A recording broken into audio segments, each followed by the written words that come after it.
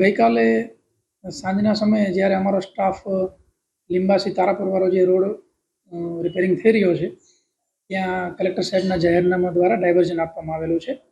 Heavy vehicle એ road ઉપર ન જાય તે માટેની ડ્યુટી ઉપર હાજર હતા.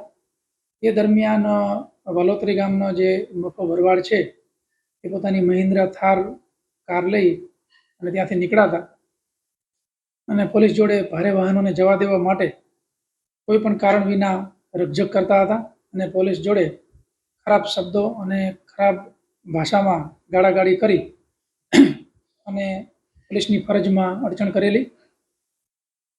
આ દરમિયાન ત્યાં હાજર જે કોન્સ્ટેબલ્સ હતા એ સ્ટાફે થાણા અધિકારીનો કોન્ટેક્ટ કર્યો. સરકારી ગાડી ત્યાં ડ્યુટી ઉપર હતી જગ્યા ઉપર અને થાણા અધિકારી એમની પ્રાઇવેટ ગાડી લઈને તાત્કાલિક પહોંચ્યા.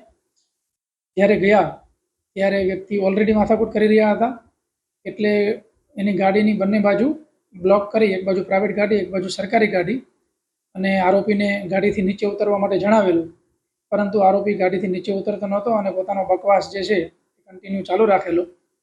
અને પોલીસે એકદમ સંયમ મર્યાદામાં પોતાની કામગીરી ચાલુ રાખેલી, પરંતુ આ જે મફા ભરવાડ છે ઓલરેડી ખૂબ ખરાબ ગુનાહિત ઇતિહાસ ધરાવે છે.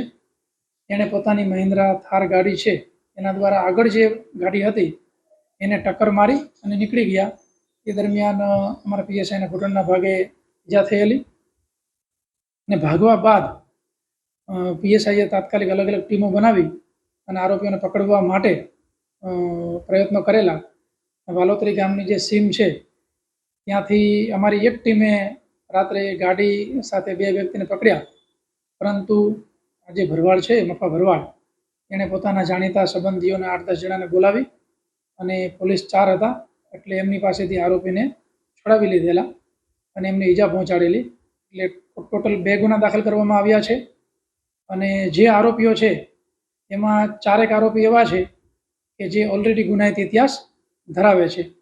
હાલમાં અમારી અલગ અલગ ટીમો સક્રિય છે. તમામ આરોપીને સત્વરે ઝડપી લેવામાં આવશે અને ખૂબ જ વ્યવસ્થિત તપાસ કરી અને આરોપીઓની વિરુદ્ધમાં કાર્યવાહી કરવામાં આવશે.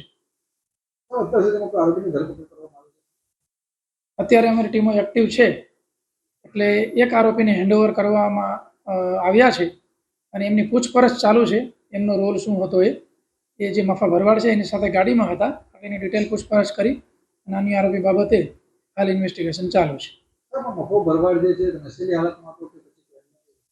એ પકડાયા નથી અને જ્યારે પકડાયા ત્યારે તરત ને તરત એના બીજા મિત્રો આવીને જોડાઈ ગયેલા, પરંતુ એ જે સમય હતો એના એ સમયગાળામાં કોઈ આપણે ચોક્કસ એવું નહીં કહી શકીએ કે નશાની હાલત હતી કે નહોતી, પણ જો એને અત્યારે પકડી લઈશું તો એના આધારે આગળ ખબર પડશે. અમારી અલગ અલગ ટીમો એક્ટિવ છે અને ચોક્કસપણે આરોપીઓને પકડી લઈશું.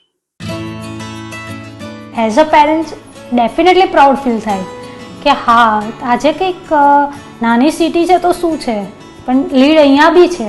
અમારી પાસે બી એ એજ્યુકેશન છે જે બહારની સિટી મેળવે છે.